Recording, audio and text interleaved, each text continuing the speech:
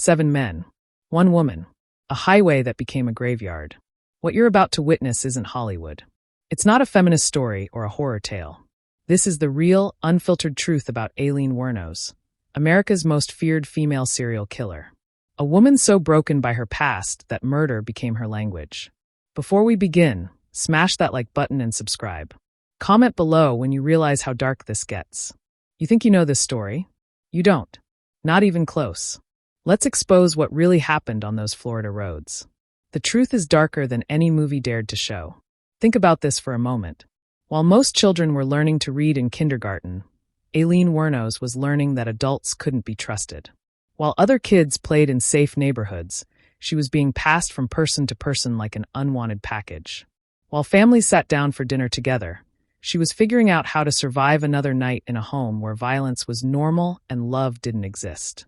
Born February 29, 1956, in Rochester, Michigan, Aileen never had a chance at normal.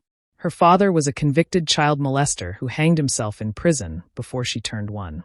Her mother abandoned her and her brother Keith when Aileen was just 4 years old, leaving them with their grandparents. But here's the part that changed everything. Her grandfather didn't rescue her. He destroyed what was left of her childhood. Physical beatings were regular. Emotional cruelty was constant.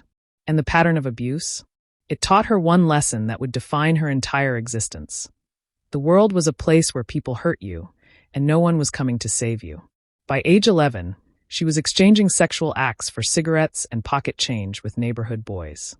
By 14, she was pregnant after being raped by a friend of her grandfather. The baby was taken away immediately after birth. By 15, her grandfather threw her out completely. She became homeless. The system didn't intervene. Society didn't rescue her. The world kept moving while she learned to survive on the streets alone. What happened to Aileen in her teenage years is what transformed her from a damaged child into someone who believed violence was the only language the world understood. Stay with me because this gets darker. Highway 1, stretching along Florida's coast. That became her territory. By her late teens and early 20s, Aileen Wuornos was working as a prostitute, hitchhiking up and down that road, getting into cars with strangers, doing whatever it took to earn money for food, cheap motels, and alcohol that helped numb the constant pain. The men who picked her up weren't looking for conversation. They were looking for a transaction. Most were truck drivers, construction workers, businessmen passing through. Some were rough. Some were violent. Some treated her like she wasn't even human. She got arrested repeatedly. Disorderly conduct, drunk driving, assault, petty theft, check forgery, writing bad checks. The charges piled up year after year. The justice system cycled her through county jails, probation programs, and court hearings. Nothing changed. She came out angrier each time. Here's what most people don't understand about survival prostitution. It's not just about poverty. It's about complete disconnection from normal society. When you're sleeping in abandoned cars, bathing in gas station bathrooms, eating whatever you can afford from convenience stores, drinking until you pass out to escape the memories, you're not part of the regular world anymore. You're living in the cracks between everything stable. Every time a man picked her up, she was taking a calculated risk. Would he pay and leave? Would he get rough? Would he refuse to pay? Would he hurt her badly enough that she'd need a hospital? Would this be the time she didn't make it out of the car alive? This went on for years. Thousands of transactions. Hundreds of men. Countless moments where violence was just one decision away. And then something inside her snapped. December 1989 changed everything. What happened on a dark stretch of Florida highway set off a chain of events that would terrorize an entire state. And the truth about that night is more complicated than anyone wants to admit. December 1st, 1989. Richard Mallory picked up Aileen along Highway 1 near Daytona Beach. He was 51 years old, owned an electronics repair shop, and was driving a 1977 Cadillac. According to Aileen's later testimony, they drove to a secluded area. They agreed on a price for sex. But then, according to her account, things went wrong. She claimed Mallory became violent, threatened her, tied her up, and assaulted her. She claimed she managed to get her hands on her gun, a .22 caliber pistol she'd started carrying for protection, and she shot him in self-defense. Richard Mallory's body was discovered days later in the woods near Ormond Beach, wrapped in a piece of carpet. He'd been shot multiple times. His car was found abandoned miles away. Here's where the story gets complicated. Years later, investigators discovered Richard Mallory had served 10 years in prison for violent rape in another state. Aileen's defense team was never told this during her trial. The jury never knew the man she killed had a history of sexually assaulting women. Does that justify what happened? The court said no. But it explains why Aileen believed she was fighting for her life that night. And it explains why she kept killing. Between December 1989 and November 1990, 6 more men disappeared along Florida's highways. All middle-aged. All last seen in areas where prostitutes worked. All found dead in remote locations. All killed with the same .22 caliber weapon. The victims: David Spears, 43, construction worker. Found June 1990 along Highway 19. Shot 6 times. Charles Carskadden, 40, part-time rodeo worker. Found June 1990 in Pasco County. Shot 9 times. Troy Burress, 50, sausage salesman. Found August 1990 in Marion County. Shot twice. Charles Humphreys, 56, retired Air Force major. Found September 1990 in Marion County. Shot 7 times. Walter Antonio, 60, security guard. Found November 1990 in Dixie County. Shot 4 times. Peter Seams, 65, missing since June 1990. His body was never found, but his car was discovered crashed and abandoned. Blood evidence linked the scene to Aileen. Law enforcement was tracking a pattern they'd never seen before. A female serial killer targeting men. And what they discovered about her methods was chilling. Aileen's strategy was simple and brutal. She positioned herself along highways, hitchhiking or openly working as a prostitute. Men would stop. She'd negotiate. They'd drive to secluded areas. And at some point during the encounter, she'd pull out the gun and shoot them at close range. Multiple times. Execution style. She took their money, their cars, their belongings. She drove their vehicles until they were too hot to keep, then abandoned them. She pawned their possessions. She used their credit cards until they were flagged. She survived off what she stole from their corpses. The Florida highways became hunting grounds. Every man who picked up a hitchhiker was taking his life into his hands. Every transaction with a roadside prostitute could be his last. By fall 1990, police had connected the murders. Same weapon. Same victim profile. Same method. But they had no suspect. No clear motive. No witnesses. Just bodies and abandoned vehicles scattered across central Florida. The break in the case came from a thumbprint and a pattern of abandoned cars. Peter Seams's Pontiac Sunbird had crashed in Orange Springs, Florida, in July 1990. Witnesses saw 2 women fleeing the scene. One was bleeding.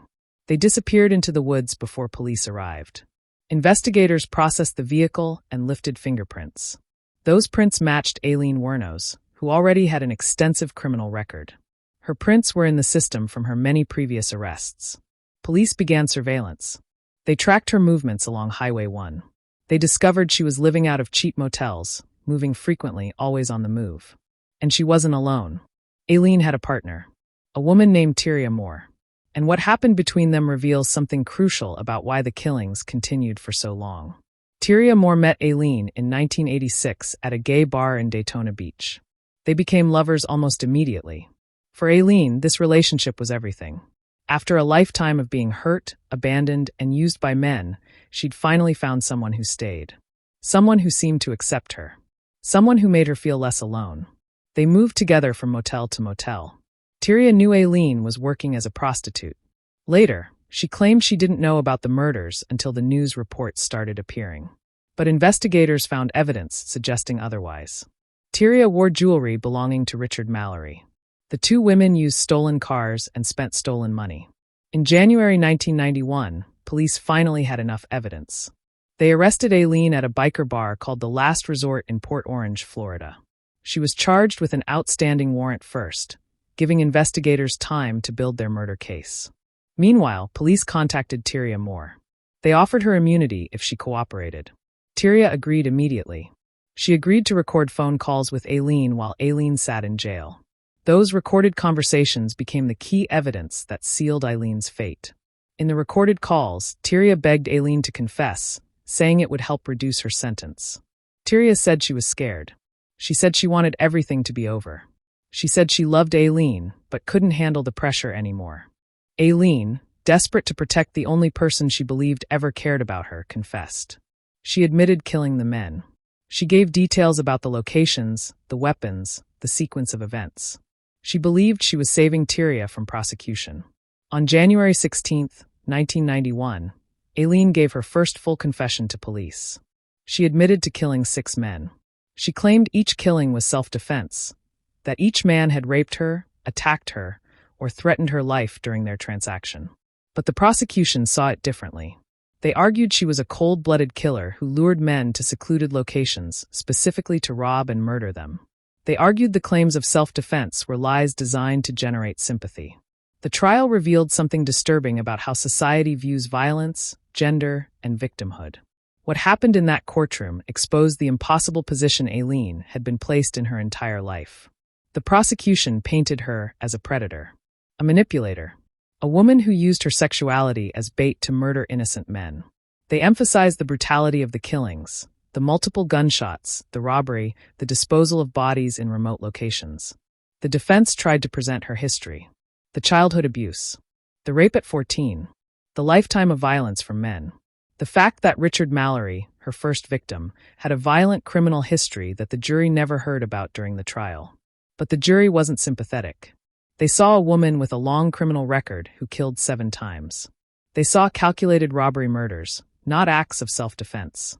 On January 27, 1992, Aileen Wuornos was convicted of first-degree murder in the death of Richard Mallory. The jury recommended death. The judge agreed. She was sentenced to death by electric chair. Over the next year, she was convicted in 3 more cases. Each time, the sentence was death. She stopped fighting after that. She pled no contest to the remaining murders, saying she was tired of the legal process. She said she just wanted it to be over. By 1992, Aileen Wuornos sat on death row, one of only a handful of women in America sentenced to execution. The years Aileen spent on death row at Broward Correctional Institution revealed a woman who'd given up entirely. She spent 23 hours a day in a 6-by-9-foot cell. 1 hour for recreation. No physical contact with other inmates. Meals delivered through a slot. Guards watching constantly. The endless monotony of waiting to die.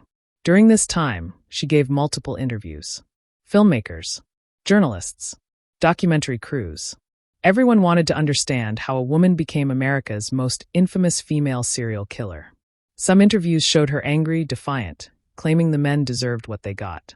Other interviews showed her broken, crying, saying she wished she'd never been born. Some days she claimed self-defense. Other days she admitted she killed for money. Her story changed depending on her mood, her mental state, and who was asking. Mental health experts who examined her diagnosed her with borderline personality disorder and antisocial personality disorder. But was she mentally ill, or was she the product of a lifetime of trauma? That question was never fully answered. Her appeals dragged on for years. Her lawyers argued ineffective counsel. They argued judicial errors.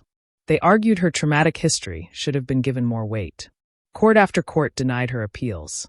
By 2001, Aileen had been on death row for nearly a decade. She was tired. She was angry. And she wanted the execution to happen.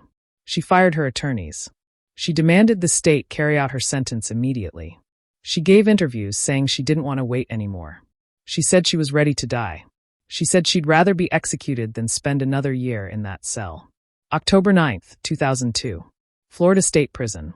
Aileen Wuornos was executed by lethal injection at 9:47 a.m. She was 46 years old. Her last words were defiant. She said, "I'd just like to say I'm sailing with the Rock and I'll be back like Independence Day with Jesus, June 6th, like the movie, big mothership and all. I'll be back." No family attended. Tyria Moore didn't come. A few anti-death penalty activists stood outside the prison. The victims' families stayed home. Aileen died alone, just like she'd lived most of her life. After her death, the debate about who she really was intensified. And what different groups chose to remember reveals more about society than about her. Some feminists claimed she was a victim of patriarchal violence who fought back the only way she knew how. They argued that a lifetime of abuse from men created a survival response that turned deadly. They said society failed her at every stage. Others argued she was simply a violent criminal who murdered for profit. They pointed to the robbery elements, the multiple victims, the lack of immediate threat in several cases. They said self-defense claims were manipulation tactics. The families of the victims saw neither a symbol nor a victim. They saw the person who killed their fathers, brothers, and husbands. They saw someone who took lives and destroyed families. And law enforcement saw a serial killer whose gender didn't excuse the brutality of her crimes. All of these perspectives contained pieces of truth. And all of them missed something essential. Before we go further, we need to remember the 7 men who died. Richard Mallory had a criminal past, but he had also served his time and was trying to rebuild his life. He had a business. He had family who loved him. David Spears had children who lost their father. Charles Carskadden had friends who mourned him. Troy Burress had a wife who waited for him to come home. Charles Humphreys had served his country honorably. Walter Antonio was a grandfather. Peter Seams had a family who never got closure because his body was never found. These men weren't just statistics. They were human beings with families who loved them. And their deaths left permanent scars that never healed. The children who lost fathers didn't write books. The wives who became widows didn't make documentaries. The parents who buried their sons didn't become part of the cultural narrative. Their grief was private, unglamorous, and permanent. That part of the story matters just as much as everything else. Maybe more. After Aileen's execution, her story exploded across popular culture. Books, documentaries, a major Hollywood film starring Charlize Theron, who won an Academy Award for portraying her. Television specials, podcasts, true crime series. Her case became a touchstone for discussions about female violence, childhood trauma, prostitution, and the death penalty. Each retelling emphasized different aspects. Each interpretation served different agendas. The 2003 film Monster portrayed her as a deeply damaged woman driven to violence by desperation and survival instinct. It humanized her in ways the trial never did. Audiences saw her pain, her loneliness, her desperate need for connection. But the film also faced criticism for potentially glorifying a serial killer, for making entertainment from real tragedy, for focusing on the killer rather than the victims. True crime enthusiasts debated endlessly whether she was a victim who became a perpetrator or a perpetrator who claimed victimhood. The debate continues today.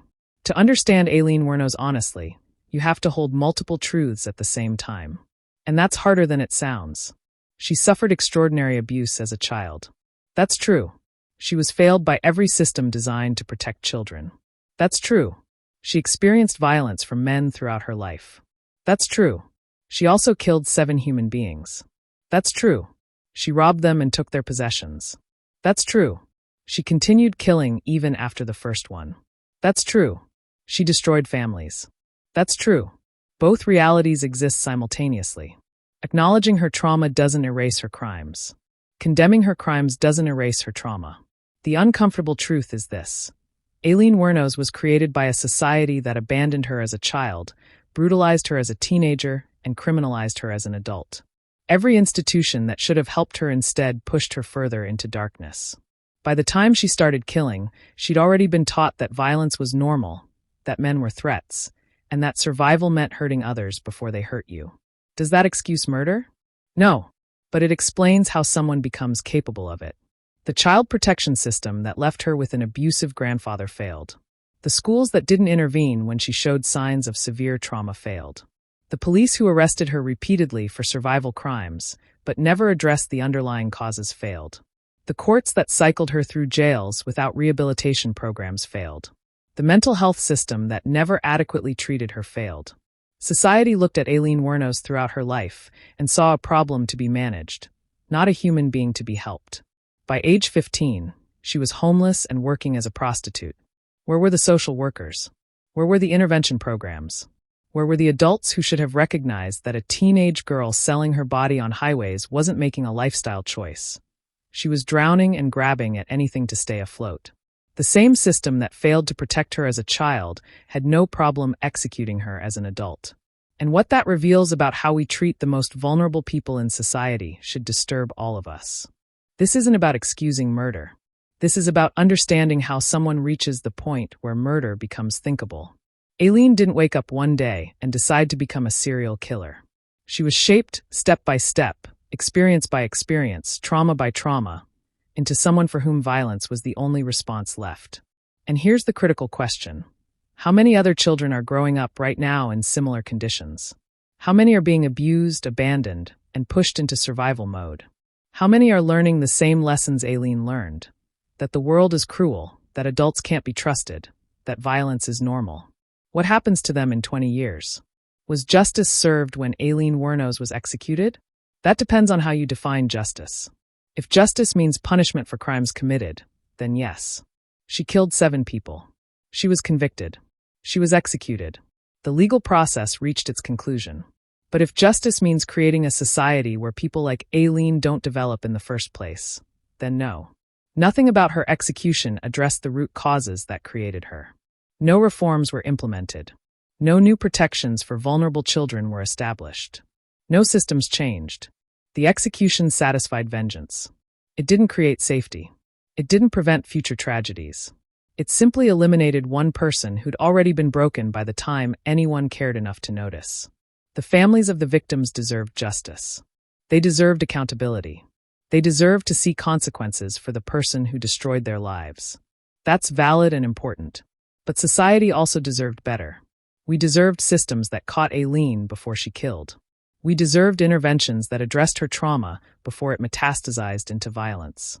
We deserved a world where 14-year-old rape victims get help instead of being thrown away. We didn't get that world. And we still don't have it. The story of Aileen Wuornos isn't just about one woman. It's about what happens when we abandon the most vulnerable people in our society. Right now, there are children growing up in situations similar to Aileen's childhood. They're being abused. They're being neglected. They're watching the adults around them fail repeatedly. They're learning that the world is a place where you hurt or get hurt. Some will survive and overcome. Some will find help and healing. But some won't. Some will internalize the violence. Some will learn to fight back in ways that destroy themselves and others. We can intervene before that happens. We can fund child protective services. We can support trauma-informed care. We can provide mental health resources. We can create paths out of survival prostitution. We can build systems that help instead of punish. Or we can continue ignoring the problem until it explodes into violence, then act shocked when the people we failed become dangerous. So what does the story of Aileen Wuornos teach us? Not that serial killers are victims. Not that murder can be justified. Not that women can't be violent. Her story teaches that trauma has consequences. That abandoned children grow into damaged adults. That systems either help people or create monsters. That violence breeds violence. That by the time we're executing someone, we've already failed 1,000 times. It teaches that gender doesn't determine guilt or innocence. Female killers exist. Female violence is real. But it also teaches that we need to understand the pathways to violence if we want to prevent it. It teaches that the criminal justice system is designed to punish, not to heal. That execution is an ending, not a solution. That removing one damaged person from society doesn't address why that person was damaged in the first place. Most importantly, it teaches that society gets the criminals it creates. Aileen Wuornos didn't appear out of nowhere. She was manufactured, step by step, by a culture that looked away when she needed help and looked back only when she became dangerous. The story of Aileen Wuornos is a mirror. It reflects back what we don't want to see about ourselves. About how we treat children. About how we respond to trauma. About who we help and who we discard. About how we define victims and villains. She committed terrible crimes.